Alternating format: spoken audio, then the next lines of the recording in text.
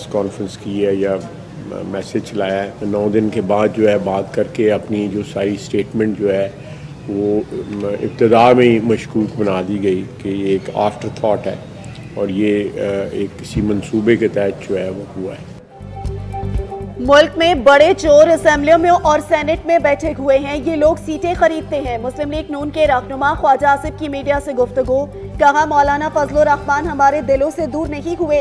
KP में धांधली से फायदा उठाने वालों का मौलाना से इत्तेहाद समझ नहीं आया। सियासी इस्तेहकाम के लिए अपोजिशन में भी बैठने को तैयार हैं। साबिक कमिश्नर रावलपिंडी का बयान मशकूक है। मंसूबे के तहत प्रेस कॉन्फ्रेंस कराई गई है।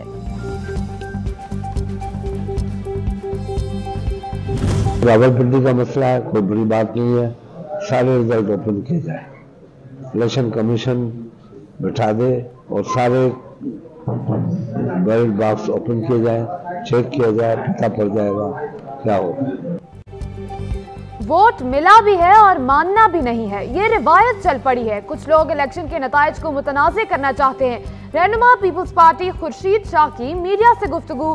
कहा, रावलपिंडी के तमाम बैलेट बॉक्स खोल दिए जाएं। कराची में हमारे साथ भी धांधली की गई। जमहूरियत की खातिर हमने अपना दिल थाम लिया। ये तो मानना पड़ेगा कि तहरीक इंसाफ की तारीख है कि वो इंतखाबी नताइज को तस्लीम नहीं करती। वो चाहे हुकूमत में हो तब भी तस्लीम नहीं करती। मुस्लिम लीग नून ने साबिक कमिश्नर रावलपिंडी लियाकत अली चट्ठा के इल्जामात को सानेहा 9 मई पार्ट 2 करार दे दिया। निगरान हुकूमत से कार्रवाई का मुतालबा किया। मलिक अहमद खान का कहना है कि 9 मई के जिम्मेदारान ने कोई सबक नहीं सीखा। इंतखाबी मुहिम को तस्लीम न करना PTI का वतीरा है। अता तारड़ बोले, लियाकत अली का तहरीक इंसाफ के लोगों से राब्ता साबित हो गया। PTI के सोशल मीडिया के स्क्रीनशॉट मिले हैं। अजमा बुखारी का कहना है 2013 में अफजल खान आ गया था, अब अफजल खान पार्ट 2 आ गया। आप ये तासर देना चाहते हैं कि मर्जी के नतीजे लेंगे। खैबर पख्तूनख्वा में आप जीते, फ्री एंड फेयर इलेक्शन है। आप गुजरांवाला फैसलाबाद में आपने सीटें निकाली, फ्री एंड फेयर इलेक्शन है। लाहौर में धांधली हुई है, जहां मुस्लिम लीग नून जीते वहां पे धांधली है, और जहां पे आप जीते वहां धांधली नहीं है। ये काम बंद कर दें। RPO रावलपिंडी खुर्रम अली 15 रोज की छुट्टी पर बैरून मुल्क चले गए। तर्जुमान RPO का कहना है कि खुर्रम अली ने इंतखाबात से कबल छुट्टी की दरख्वास्त दी थी।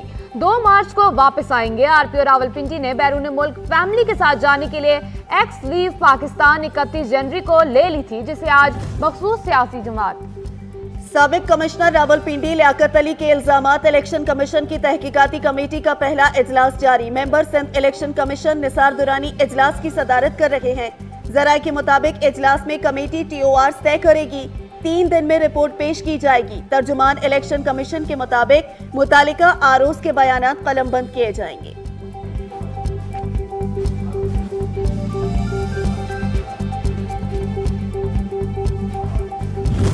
मैं कहता हूँ सिकंदर सुल्तान राजा ने अवाम की तौहीन की है और इंशाअल्लाह तौहीन अवाम का मुकदमा अवाम के अंदर चलेगा। तकरीबन पूरे पाकिस्तान से 80 सीटें ऐसी हैं जो कि फॉर्म 45 के हवाले से हम लोग जीते हैं।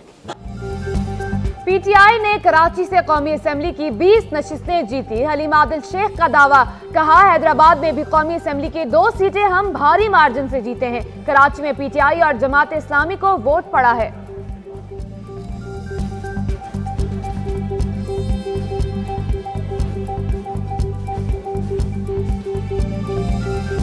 जब जब रियासत पाकिस्तान को ज़रूरत पड़ी है, हमने तब तब पाकिस्तान खपे का नारा लगाया है। आज रियासत पाकिस्तान को पाकिस्तान पीपल्स पार्टी की ज़रूरत है और उसी ज़रूरत को सामने रखते हुए हमने सेंटर में पाकिस्तान मुस्लिम लीग नून को सपोर्ट करने का इंदिया दिया है। इसी तरह पाकिस्तान मुस्लिम लीग नून जो है वो बलूचिस्तान में हमें सपोर्ट का इंदिया दे चुकी है। पाकिस्तान पीपल्स पार्टी के रहनुमा सरफराज भुगती का कहना है, इंतखाबात में पीपल्स पार्टी को 4 सूबों में नुमाइंदगी मिली। मुल्की मफाद में इन इंतखाबात को कबूल किया। अगर तहफ़्फ़ुज़ात हैं तो आइन में दिए गए फॉर्म से रुजू किया जाए। हम ऐसी पॉलिसियां बनाएंगे जिससे आम लोगों को फायदा हो।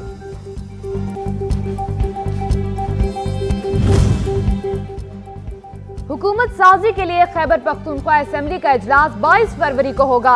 अली अमीन गंडापुर का ऐलान। खवातीन की मखसूस नशिस्तों के लिए अदालत जाने का फैसला। पेशावर में सीनियर सहाफियों से गुफ्तगू में कहा, 18वीं तरमीम में अपने सारे इख्तियारात इस्तेमाल करेंगे, हम खैरात नहीं मांग रहे, सूबे का हक लेकर रहेंगे। नामजद वजीर आला खैबर पख्तूनख्वा।